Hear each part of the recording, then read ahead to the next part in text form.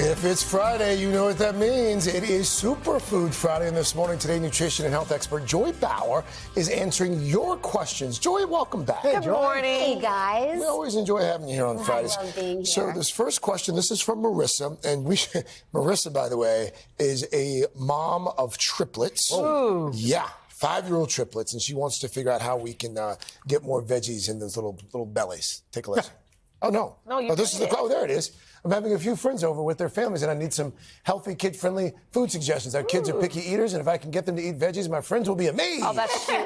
That's a fun question. Then are going to amaze her friends. Okay. I think the easiest way to get kids to gobble down veggies is to put out delicious-looking dips. It could be a creamy guacamole, a hummus. Last week we did that 3-ingredient Delicious. queso. Yes. And then surround it with colorful vegetables. Don't even put one chip or one cracker out there. Give them no choices. No choice. It's all about the vegetables. And when it comes to kids also, I think the most popular vegetables are going to be sugar snap peas, baby carrots, and also the sweeter varieties of bell peppers, orange, yellow, and red.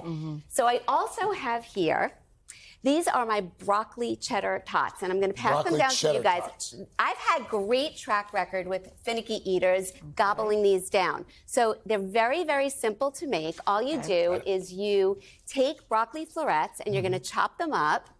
And I put them in the microwave, and then I drain them, and then I toss them with egg, cheddar cheese, panko, and some seasonings. You make little piles out on a baking sheet, and you just roast them in the oven. And, I'm gonna try this. Seriously. yeah, my broccoli cheddar tots. What do you Joy? think? All right. The kids would eat these for These sure. are very good. I think so. You know who eats these on repeat? Savannah's kids. Really? Yeah. right. Yeah. Oh, those are good. From you. All right, we're going to go to Saratoga Springs now with Colleen with a question about bone health. Should I be worried about my bone health now that I'm in my 50s? And should I proactively start taking calcium? So this is a great question. The first part is yes, she should be concerned about bone health. The second part of the question, should she start taking calcium supplements? No, I don't think anyone should start sort of on their own popping calcium supplements without speaking with your physician first. Good advice. So, but that being said, there's a few very definitive reasons why you would take calcium supplements. First, if you get a bone density scan and it shows that you either have osteopenia, which is the early signs of osteoporosis, or osteoporosis, certainly you're going to be a candidate. Also, certain medications like steroids and blood thinners, SSRIs, even proton pump inhibitors, which are for reflux, can sometimes reduce the bone density. So these are reasons to speak with your doctor. And I have monitored diet up here because a lot of people are finicky and they don't get enough calcium through dietary sources. So I would say track your diet for a couple of days and then use an online tracker to figure out if in fact you're hitting your 1,200 milligrams per day. And there are some great calcium sources that we all know about. Sure. Dairy foods, some of the green leafy vegetables, even canned fish. Didn't know that. Yeah, so the canned fish that have bones, sardines and salmons, because think about it, the little tiny bones, they're packed with calcium. They're little bones. Little bones. Interesting. Good for your bones. Okay, let's try Natalie from Baltimore. She has a question about snacking before bed. Is it okay to have a snack before bedtime, or is that generally considered unhealthy? If it's fine, what would be a healthy choice for a bedtime snack?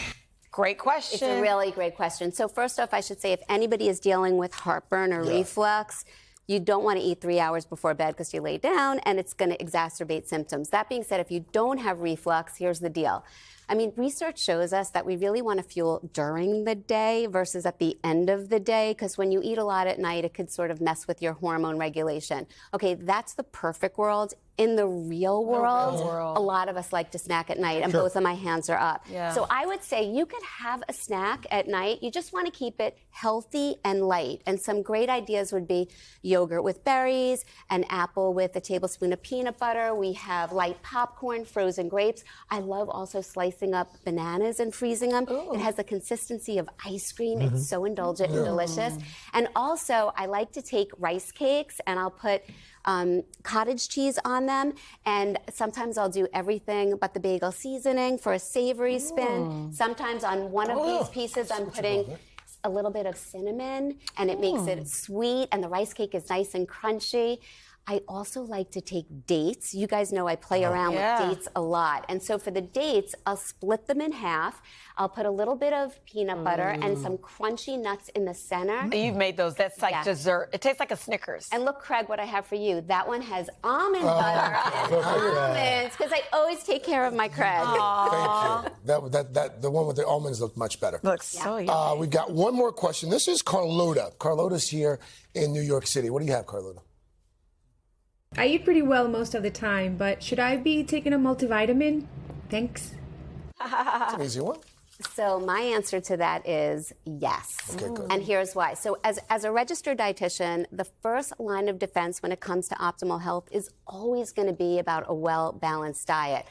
But many of us repeat the same meals over and over again, which means that we're getting a lot of certain nutrients and maybe missing out on some others. And even people that vary their diet, often it's a bit of a guessing game. And I think that taking a daily multivitamin gives you nutrition insurance, so to speak, so that, you know, it sort of like fills in any gaps. Sometimes also it's just for peace of mind that you know, you're covered. You know, you're sort of covering And really it. quick, Joy, we did a story. There was a story in the news, a few months ago about certain multivitamins for folks who are over 50 as opposed to under 50. The different formulations. Right, and usually for the over 50, what you find is, first of all, they're not going to have iron in it because you don't need iron anymore, especially for women. You're no longer menstruating. And the second piece is they'll add things like for eye health to reduce the risk of macular degeneration and cataracts. You find like sort of additional antioxidants that help us with aging. Aging gracefully. Joy, amen to that. Thank you. For these recipes and more, you know where to go. Today.com/food. We will be right back. Broccoli bites are really good. They are.